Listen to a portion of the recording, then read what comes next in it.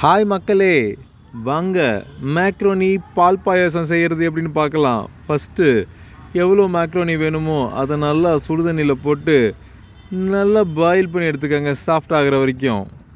அதுக்கப்புறம் ஒரு கடாயில் நாங்கள் யூஸ் பண்ணது ஒரு 1 லிட்டர் அளவுக்கான பால்.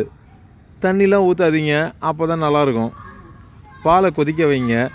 அந்த கேப்பில் பாதாம், கேஷு, பிஸ்தா சும்மா தாராளமாக பொடியாக இப்படி கட் பண்ணி வச்சுக்கிட்டிங்கன்னா அது பாலோடு சாப்பிடும்போது பாயசத்தில் அங்கே லைட்டாக க்ரன்ச்சியாக கிடைக்கும் போது செமையாக இருக்கும். அதுக்கப்புறம் நம்ம என்ன பண்ணணுன்னா, இது எல்லாத்தையுமே கரெக்டாக பாருங்கள், எல்லாம் ஒன்றும் அதிகமாக தான் வச்சுருக்கோம். நம்ம பாதாம் மட்டும்தான் ரொம்ப சின்னதாக கட் பண்ணியிருக்கோம். கேஷ்யூ பிஸ்தாலாம் 1-2 தான், அப்போ தான் நல்லாயிருக்குன்னு.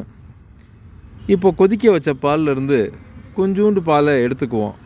எதுக்குன்னா அதுக்கு தான். நம்ம அதோட கொஞ்சம் கலருக்காக கலர் பவுடர் யூஸ் பண்ணுறதுக்கு பதிலாக நம்ம அதில் இந்த மாதிரி குங்குமப்பூ ஆட் பண்ணோம்னா அது ஒரு நேச்சுரலான ஒரு எல்லோ கலர் கொடுக்கும். அது ரொம்ப வைப்ரண்ட்டாக இருக்கும் பார்க்குறதுக்கு. நம்ம மேக்ரோனி நல்லா சாஃப்டாகிடுச்சு, பாலும் நல்லா கொதிச்சிருச்சு. இப்போது இந்த பாலோட நம்ம கொதிக்க வச்ச வேக வச்ச மேக்ரோன்ஸை ஆட் பண்ண வேண்டியதான். எல்லாத்தையும் ஆட் பண்ணுங்கப்பா. இந்த டைம் தான் ரொம்ப முக்கியமான விஷயம். ஓவர் ஹீட் பண்ணாதீங்க பாலை, சிம்மிலே இருக்கட்டும். ஸோ அந்த லைட்டு வார்ம் மில்கில் நம்ம மேக்ரோன்ஸை ஆட் பண்ண போகிறோம். ஆல்ரெடி இது நல்லா நம்ம பாயில் பண்ணி எடுத்ததுனால பாலெல்லாம் ஒன்றும் வேக வைக்கணும்னு அவசியம் கிடையாது. தானாகவே அந்த பால் இழுத்துக்கும். பாருங்கள், போட்டு இப்படி ஒரு கிண்டு, அப்படி ஒரு கிண்டு, எல்லா பக்கமும் கிண்டி விட்டுட்டு அதை அப்படியே கொஞ்சம் ரெஸ்ட் பண்ண விடுங்க. லைட்டாக பாயிலும் ஆகட்டும். ஸோ தட் அந்த மேக்ரோனும் நம்மளோட பாலை லைட்டாக இழுத்து இன்னும் கொஞ்சம் க்ரீமியாக ஜூஸியாக பண்ணோம். இந்த நேரம் தான் நம்ம அடுத்த முக்கியமான இன்க்ரீடியன்ஸ்லாம் ஆட் பண்ண போகிறோம்.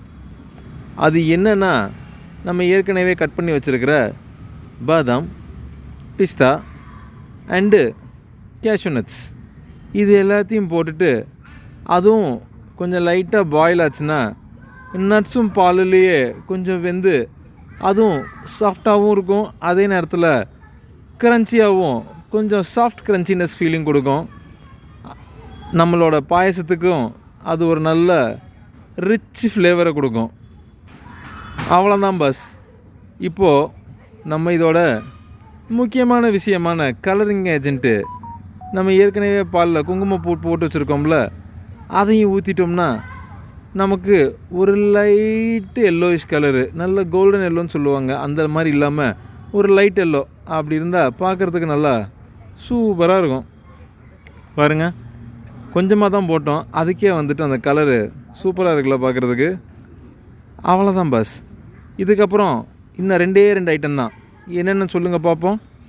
எஸ், நம்ம சர்க்கரை ஆட் பண்ணிக்கிறோம்.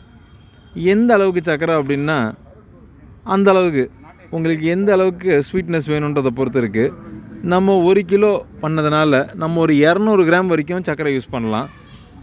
அது மைல்டு டேஸ்ட் கொடுக்கும்.